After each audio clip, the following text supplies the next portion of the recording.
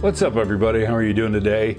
You know, it's been unbelievably rainy for the last 2 days here, and I thought, well, I'm kind of stuck indoors. I can't finish up the review of the iSteady Pro gimbal, so what should I do? Well, I went through a couple of files, and then I was reminiscing about my first acting gig, and that's what kind of got me into filmmaking. And well, let me just show you.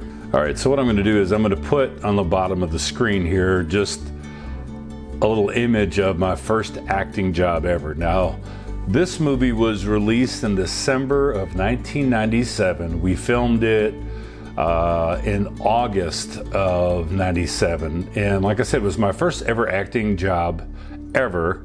And I was supposed to be just an extra in this movie, and the director walked by and he looked at me and he goes, "Wow, you're the perfect height and you're just exactly who I'm looking for, but the goatee's got to go."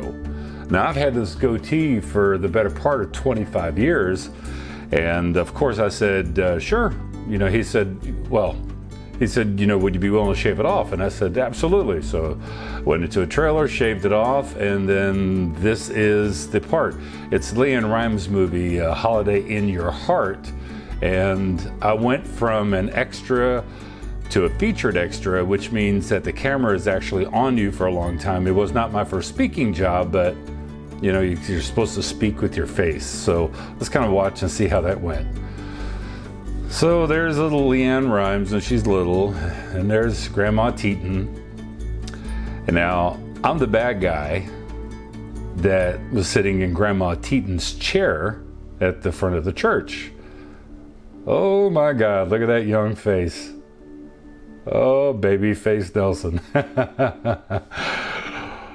Basically, Grandma Teton's coming up and being politely chastising me for sitting in her chair.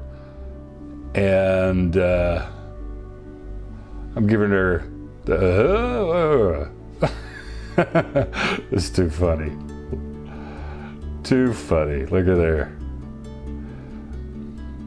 Then I give her the whatever look, and my 6'6" frame just walks right off set, and that was it.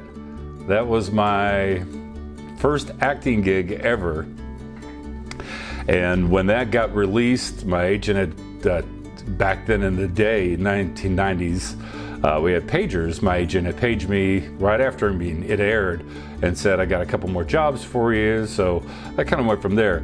But the reason I bring all this up is I want to talk about GoPro and why I was not an avid GoPro fan for the longest time ever. And it was because years ago, I could not see justifying spending $399 or $499 for an action camera that was this small.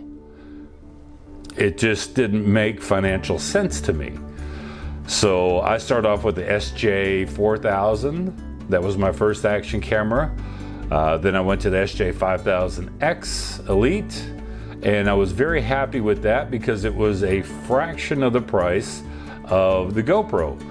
And here I was early on in this channel talking about all of these other action cameras that were a fraction of the cost of a GoPro and how I was justifying that until I finally bit the bullet and I got the Hero 5. Now, I never had the Hero 4, so I can't attest to its video quality and audio quality and all that. Although the image quality, don't get me wrong, was always very nice with the GoPros. But when I got the Hero 5, that's when I learned that you kind of get what you pay for. And there is rhyme to reason of why GoPro has been top of the heap for so long. So with saying that, it's still a lot of money for a GoPro Hero 5. So a lot of these other action camera companies, they started stepping up their game. SJ Cam came out with the SJ6 Legend, and then they came out with the near equivalent of the GoPro Hero 5, the SJ7 Star, which I had reviewed, and it performed very, very well. And then you had companies like ThEye that released the T5e, that was a direct competitor to GoPro, and it shot native 4K and it had stabilization at 1080p. And then you've got Firefly that came out with the 8S, and then recently came out with the 8SE, which I think is a great camera. But I guess the crux of what I'm saying and what I'm talking about is that every time that GoPro has upped their game, these other action camera companies have stepped up their game. So when the lovely Hero 7 came out, when the lovely Hero 6 came out and it had image stabilization at 4K, everybody had to step up. Now they also offer 4K 60 frames per second. Now the 4K Plus was the first camera, action camera wise, to offer image stabilization at 4K 30 frames a second, and also the first to offer 4K 60 frames per second. Now, I don't bring it up. I have people ask me about, why don't you use the 4K Plus? Why don't you do a comparison? Mine crapped out on me, and ye did nothing to correct it. Mine it started to boot up, froze, and then that was it. But don't want to talk about ye. So what happened was, when the GoPro Hero 6 came out, you had a company like SJ Cam that came out with the SJ8 Pro that could compete with it. 4K, native 4K, 30 frames per second, electronic image stabilization at 4K 30, and it also offered 4K 60 frames per second.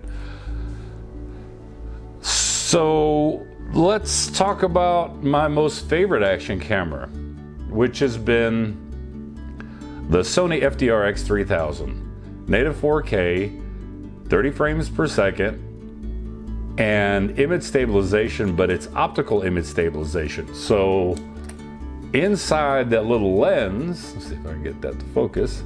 Inside that little lens, an entire lens assembly will move around to compensate for any jitters.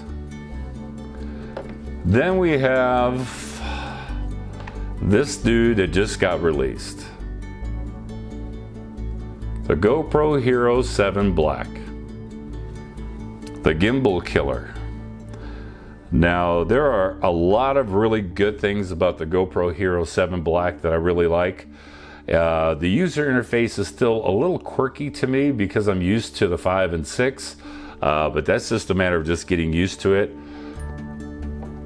I bring all this up for a specific point because you may be asking, okay, well, what point are you trying to make, Andre?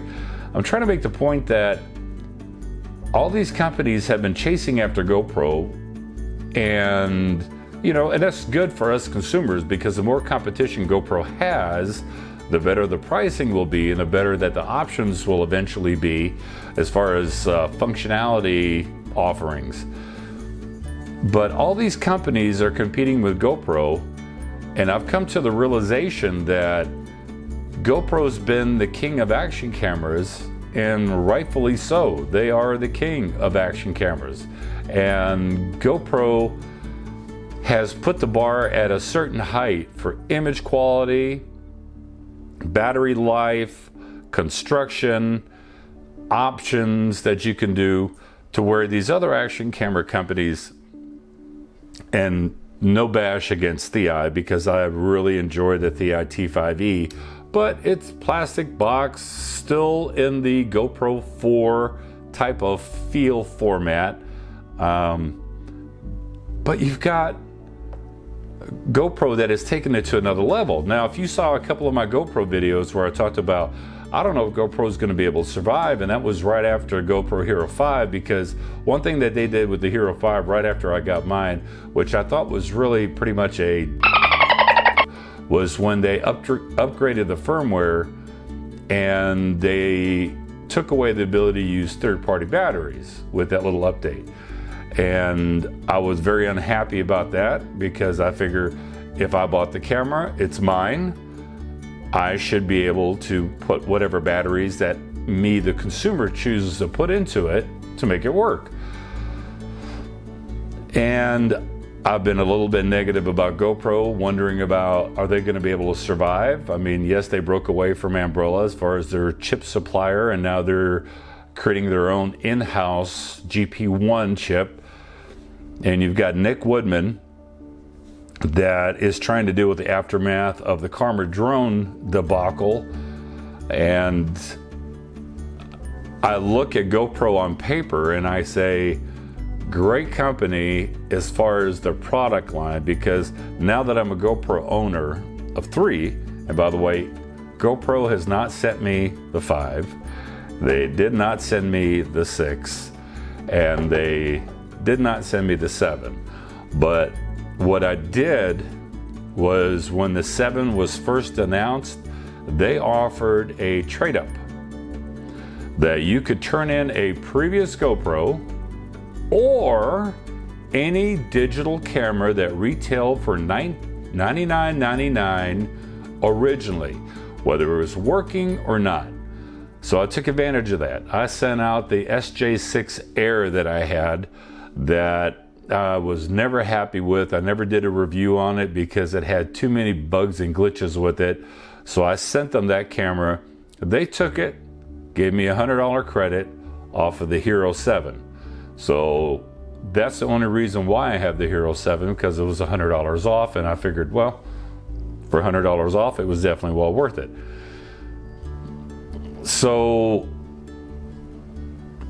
even though GoPro is the king of the hill, and I respect them for that position, and they're innovative enough to where the people that work at GoPro and that come up with product design and the ingenuity of new features, like this time warp feature, which I think is big thumbs up. Although I've noticed on everybody's video that posts up online, if you do time warp, you'll start to see pixelation artifacts come up every once in a while during the time warp feature. And I think that they've really pressed the GP1 chip probably to the extent of its capabilities. I don't think they're going to be able to squeeze out any more performance. The stabilization and that time warp feature, all that comes from the added RAM that they added to the camera. Now, anybody that has an editing computer, you know that if you add more RAM, guess what? It runs smoother, you can edit videos better, yada, yada, yada. Well, the same thing happens with the GoPro Hero 7 Black. They added more RAM to it to where it can now handle more processing, and that image stabilization is something extremely, extremely nice. So I just wanted to kind of throw that out there. But I guess, you know, I wonder about GoPro, because you look at their stocks and they were heading up into $7 range, and now they're down to $6. Let me tell you here. Let's see, what is GoPro trading at right now? GoPro is trading at, get a focus on that, $6.09.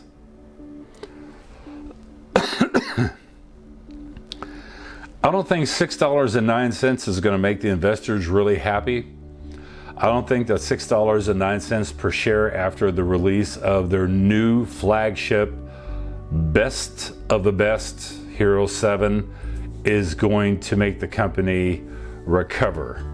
I hope so, because being the owner of 3 GoPros now, I can tell you that it's a quality brand, and now I know why. But I think that there's still it's still, in my humble opinion, I still think it's an overpriced camera. I think that when you look at $399 for a action camera, when you can get the SJ8 Pro that doesn't offer time warp, but is around the 225 range,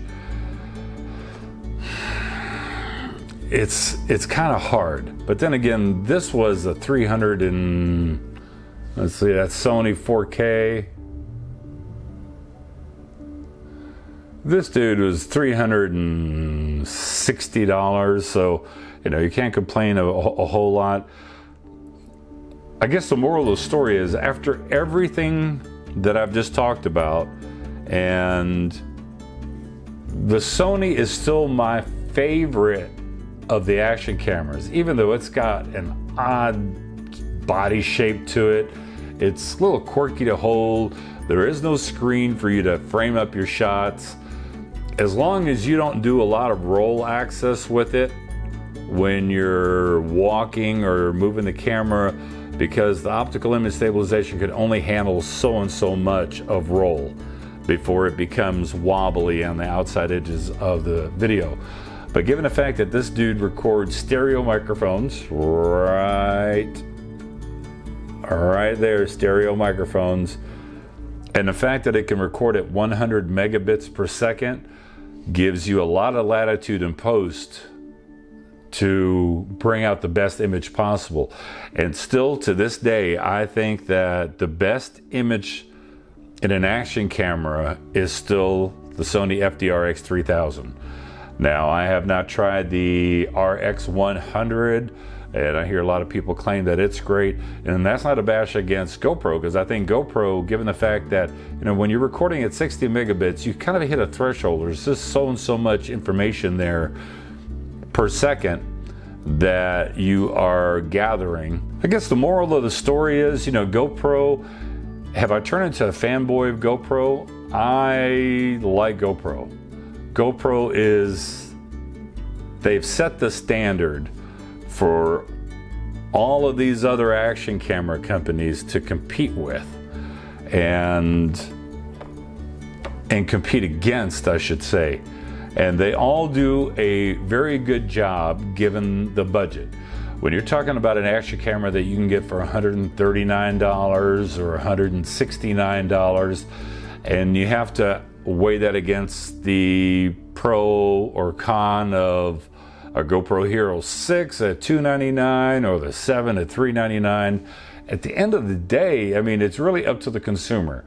Now, one thing that you'll notice about my channel is when I post up these comparison videos, I'm not trying to sway you, the consumer, one way or another. And a lot of the times when I'm putting up like 3 cameras back to back and showing the image, I'm just trying to give you guys an opportunity to look at image quality and make an educated decision for yourself. Now, there's been a lot of times where I've had viewers or subscribers ask me, hey, between this camera, the SJ5000X and the Firefly 8SE, which one should I go with? You should go with the Firefly 8SE. It's a better quality camera, it's a better chipset, image quality is better, stabilization's better. But that's just my opinion. I am not the end-all, be-all, know-all. My light is starting to fade out on me. But I'm not the end-all, be-all of ultimate knowledge. The more that I get acquainted with these action cameras, the more that I can start picking out their strengths and weaknesses. But, you know, GoPro is the king of the hill for a reason. And even though I say that the Sony is my favorite action camera, and that's strictly for image quality, I think the image quality and the stabilization, although it's not gimbal-like, but it's damn smooth considering its optical image stabilization. And by the way, for the one person that was talking about that the Sony was not mounted correctly and was blowing in the wind, this is the board that I use when I set up my little shots. And in that latest video, I had the Sony right here in the middle. And if I'm walking like this and you see that little roll going, if there's a little bit of a roll, it's going to show in the image quality. And I've not been able to stick this in any kind of a mount to get the best image quality possible as far as stabilization. The best way for me personally is to actually hold it like this, press record, and walk with it like this. And just as I'm doing this, it does a great job taking out this little bounce. But that's my little 2 cents about GoPro. Why I wanted to address GoPro today. It's something that's been on my mind probably for the last 3 or 4 weeks now, because, and it's not that I have bashed GoPro, it's just that I go, wow, you know, you've got something that's this expensive, and then you have action cameras, and then you have action cameras like this that are pretty darn close. They're not the same, but they're pretty darn close, that are half the price or a third of the price in some cases. So, but once you have a GoPro, you know that you have a GoPro. Are GoPros the most perfect cameras out there? No, they're not the most perfect cameras. But then again, when you're talking to somebody that has a Canon M50 and they think it's the greatest dream in the world, or I'm using like the Lumix G7 right now, and I think it's the greatest camera in the world, which I don't, because I think its autofocus has a lot of difficulty. Let's see, we can give an example here. See how long that takes to focus. And then back on me. I mean, it's not like it takes a quarter of a century for it to lock on the autofocus, but autofocus is not the Lumix G7's greatest point, but I still like the Lumix G7. I like a lot of things about it. There are a couple of things I wish that were different. I am going to reach out to B&H because I just became an affiliate with B&H, so I'm going to reach out to them, see if they want to send me a camera to test. Because I like to test out the Sony, and I'd also like to test out the Canon M50, because I hear it's a great camera, even though a lot of people bash it, but they bash it unnecessarily, I think, from what the video I've seen, and that's all I can tell you is just the video that I've seen.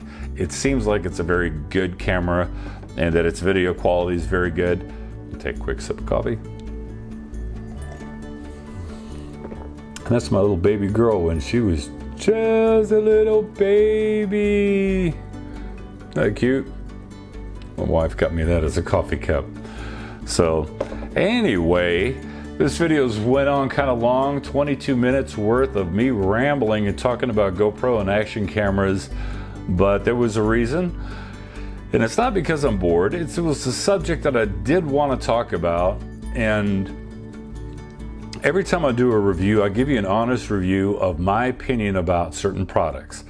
If it's a junky product, and please forgive me, but I've had a couple action cameras come through here that were just horrific. I've got to call it like it is. I mean, if it's not a good camera, it's not a good camera. And if the video and audio is out of sync, I got to tell you, the video and audio goes out of sync, and the frame rate is like all over the place. But I try to give you my humble, honest opinion about these products that get sent to me for me to review, or products that I purchased that I wanted because I just wanted them, and give you my humble opinion about them. So with saying that, that was just my 2 cents or 25 minutes worth of sense to talk about GoPro,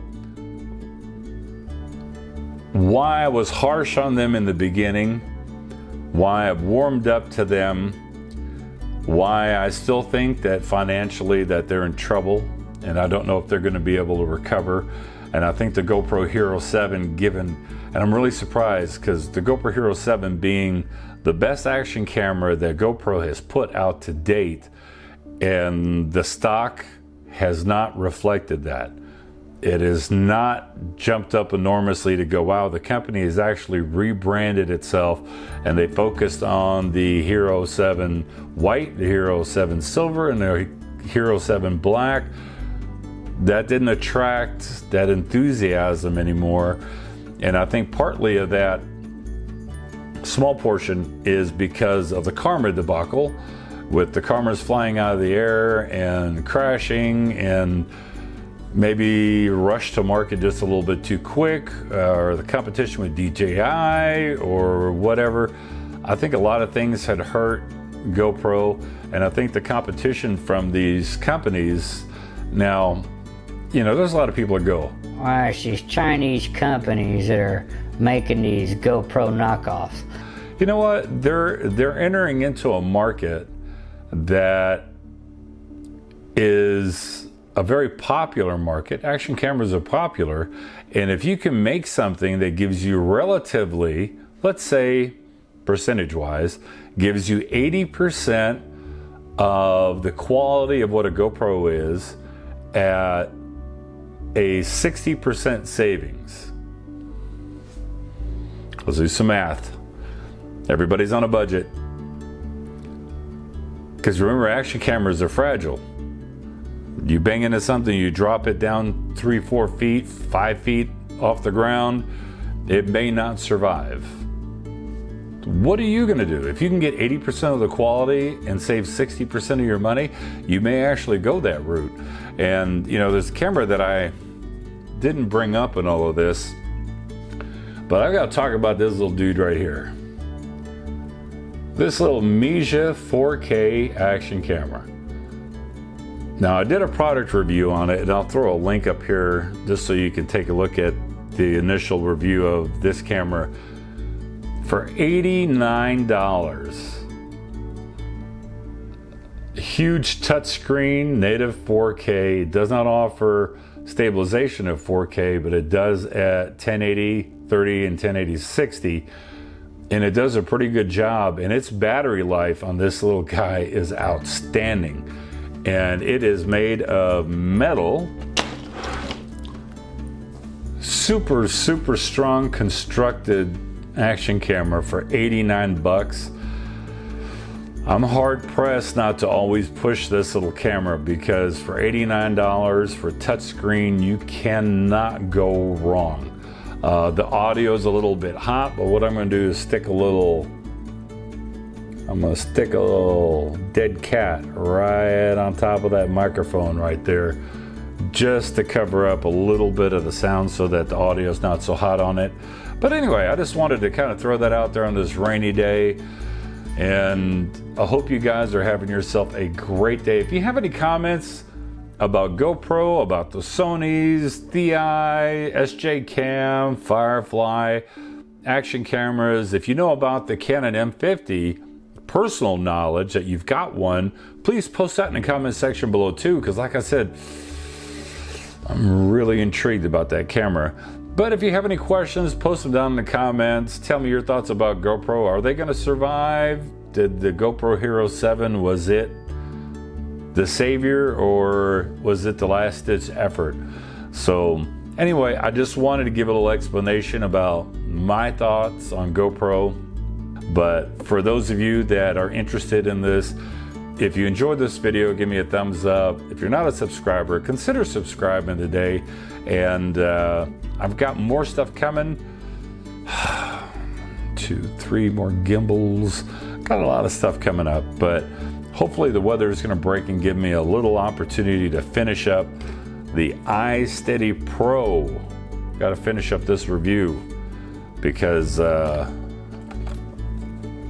just want to be able to finish it up and say, okay, these are my final thoughts after having it for 2 weeks. So anyway, I hope you guys have yourself a good day. Remember, be good to one another, and I will talk to you later. Bye.